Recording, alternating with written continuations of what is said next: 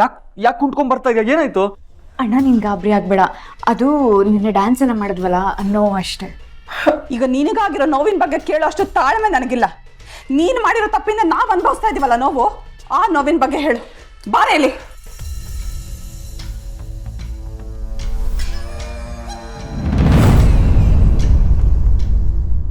ಹೇಳೆ, ಯಾಕೆ ಹೀಗೆ ಮಾಡ್ದೆ?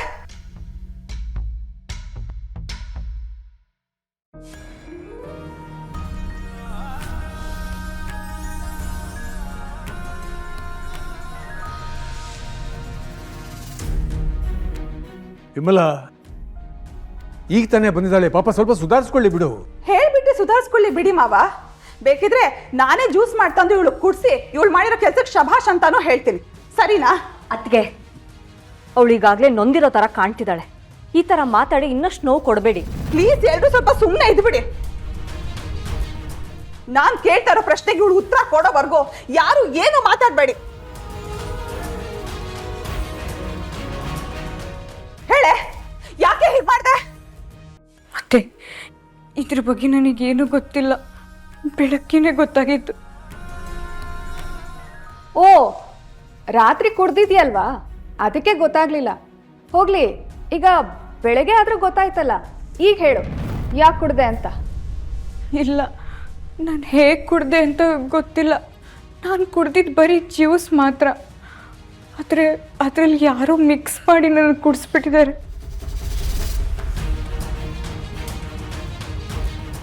ಕೇಳಿಸ್ಕೊಂಡಿ ಅಮ್ಮ? ಅಣ್ಣ ತಂಗಿ ಇಬ್ರದ್ದು ಸೇಮ್ ಡೈಲಾಗು.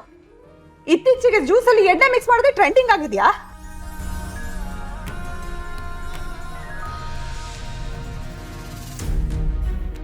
ನೀನು ಇದನ್ನೆಲ್ಲ ಮಾಡಿದ್ದು ಈ ಮನೆ ಮರ್ಯಾದೆ ಕಳಿಬೇಕು, ನನ್ನ ಮಗನ ಹೆಸರಿಗೆ ಮಸಿ ಬಳಿಬೇಕು ಅಂತ ತಾನೆ?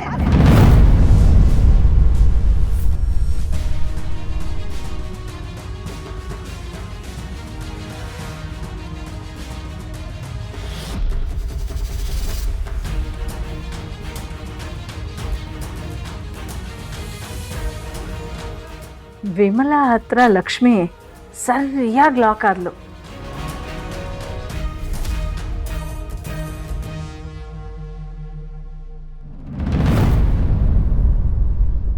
ತಗೋ 50 ನಿನಗೆ, ಇನ್ನು 50 ನನಗೆ. ಲೋ ಮಗ, ನಾವು ಕಾಲೇಜಿನಲ್ಲಿ ಓದಿ ಕೆಲ್ಸಕ್ಕೆ ಸೇರಿದ್ರು ಕೂಡ ಇಷ್ಟೊಂದು ದುಡ್ಡು ದುಡಿಯಕ್ಕೆ ಆಗ್ತಿರ್ಲಿಲ್ಲ ನೋಡು. ಇನ್ಮೇಲೆ ಇಂಥ ಕೆಲಸನೇ ಮಾಡ್ಕೊಂಡಿರ್ಬೇಕು ನೋಡು. ಸರಿ ಮಗ. Yes, chase.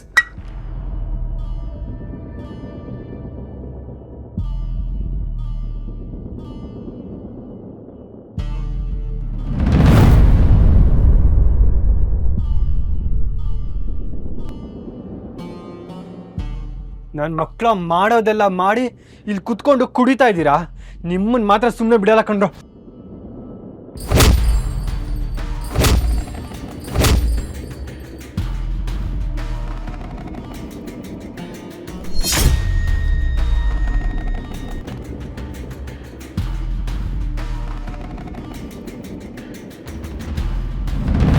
ಹಾಳಾದವರು ಎಲ್ಲಾದ್ರೂ ಎಸ್ಕೇಪ್ ಆಗಿ ಅಂತ ಹೇಳಿದ್ರೆ ಸಿಕ್ಕಾಕೊಂಡ್ಬಿಟ್ಟಿದ್ದಾರೆ. ಈಗೇನಾದರೂ ಎಲ್ಲರೂ ಮುಂದೆ ನಾನೇ ಮಾಡಿಸಿದ್ದು ಅಂತ ಬಾಯಿ ಬಿಟ್ಬಿಟ್ರೆ ಏನಪ್ಪ ಮಾಡೋದು?